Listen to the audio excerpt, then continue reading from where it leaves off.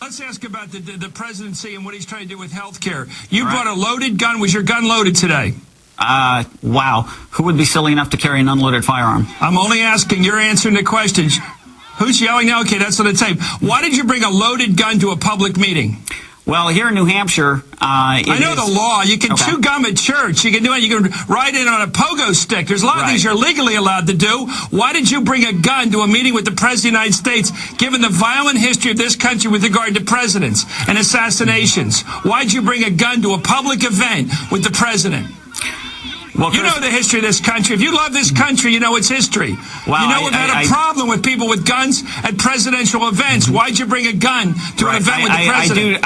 I do know history, and the history is that our forefathers fought for the right to keep and bear armed, and they believe that every person should be armed. Everybody knows that. Okay, well then... Well, why did you bring a gun to a presidential event today? That's not even a relevant question. The question is, why don't people bear arms these days? Okay, let's ask. Okay, you brought a sign that said the Tree of Liberty has to be watered with the blood of tyrants, and you're carrying a goddamn gun at a presidential event. I think those things make people wonder what you're about. Right. The sign didn't say anything about blood. What did it say? It's time to water the Tree of Liberty. And where did that come from? That line? It's a quote from Thomas Jefferson. And what's the rest of the line? No, the rest of the line is for people to look up. It's not a soundbite. They need to understand the context. What's the rest of the line from Jefferson? The Tree of Liberty must be refreshed from time to time with the blood of tyrants and patriots. Okay, well, you're carrying a gun and you're carrying that sign, and you don't think people should worry about you? No, I don't think people should worry about me. Well, let me ask you about the history of people that carry guns to presidential events. Tell me that history, sir.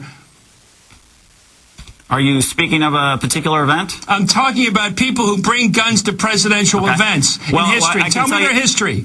I'll tell you this, Chris. We just started new history. I was there today. Oh, you started new history. There was a peaceful rally. No one was injured. No one on our side was alarmed. People in New Hampshire are used to seeing firearms. No one from New Hampshire was alarmed. Run on for a long time. Run on for a long time.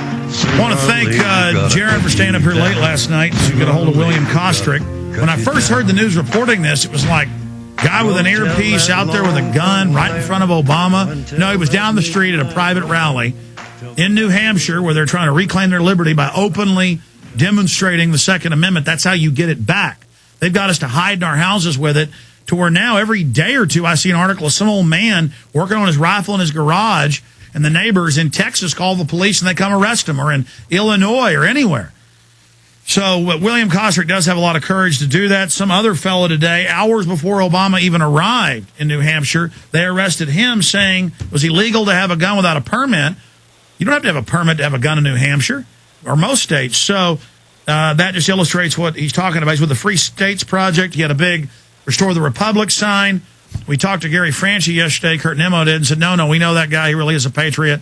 But with all these setups and the ADL and Simon Wiesenthal Center and also the mainly the Southern Poverty Law Center demonizing me and others, we're looking for them to stage something, so that's what we're concerned about. But, Mr. Kostric, it's good to have you on with us today. It's good to be with you. It's good to have you here.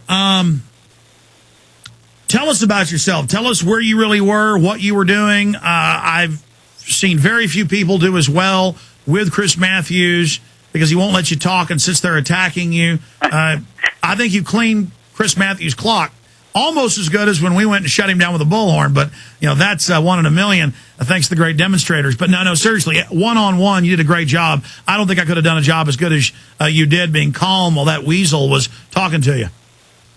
Well, I got to tell you, I was sweating. It was rough. He's good at what he does. I don't hold him any ill will. I see a lot of people wrote some nasty things about him. Fact is, the name of the show is Hardball. That's what he does. That's what I expected walking in. I've been in sales for a while. I have a little bit of experience public speaking, so that helped out. But even so, it was pretty brutal. And I was glad watching it afterwards that everything went as well as it did. Absolutely. People can watch the whole clip up on Infowars.com and PrisonPlanet.com. Tell us about what you actually saw out at the event, and then what made you think, I'm going to go wear a sidearm on my side, and I'm going to have a sign saying, water the tree of liberty? It's a fortuitous confluence of events. I was at some other activism in the state and was having a conversation with some folks. I wasn't even actually aware of the visit of the rally, and it was just the day before. They said, he's coming in. It's gonna be a big deal, and I'm like, well, someone should be there open carrying, and everybody kind of looked at me like I was a little off, and I said, well, I'll go do it. And but what you're doing is so revolutionary that I mean, people wimp out on this. And even in Texas now, if you're trying to walk with a shotgun by your own ranch down the side of a highway, a cop will pull up and ask what you're doing. In America, no one dare carry a rifle in the back of their pickup truck anymore. Just 15 years ago, you saw it everywhere. They're killing our culture, you and others. I know Vermont, New Hampshire, Arizona, a few other states, people are open carrying everywhere. Colorado, and the slaves are having to learn that this is their right. And I saw Violence Policy Center, Brady gun grab group on MSNBC this morning. They were talking about you and others viciously, how dangerous it is. But see, they've got all their armed police and all their weapons. They're threatened by their slaves. They're like Bengal tigers in the jungles of India, not liking to see a little deer suddenly grow big claws and fangs. So we are their food, and of course they're going to want us to be declawed and defanged before they drop out of a tree like a boa constrictor and have their way with us. Yeah, it's interesting because the truth is, I don't know the exact number, but I think over 40 states it's legal to open carry in, but the vast majority of those you don't dare unless you want to get your face slammed into the ground. And New Hampshire is a place where you still generally can. As activists, we have had a few incidents, nothing brutal, but minor harassments, and we've gone. Spoke to the police chief, spoke to the media, spoke to the mayor, and educated them on that everyone who's carrying a firearm is not a criminal. And that's why it's important for people to do it regularly, to be seen doing it, so that people don't make the assumption when they see a firearm that it's a criminal.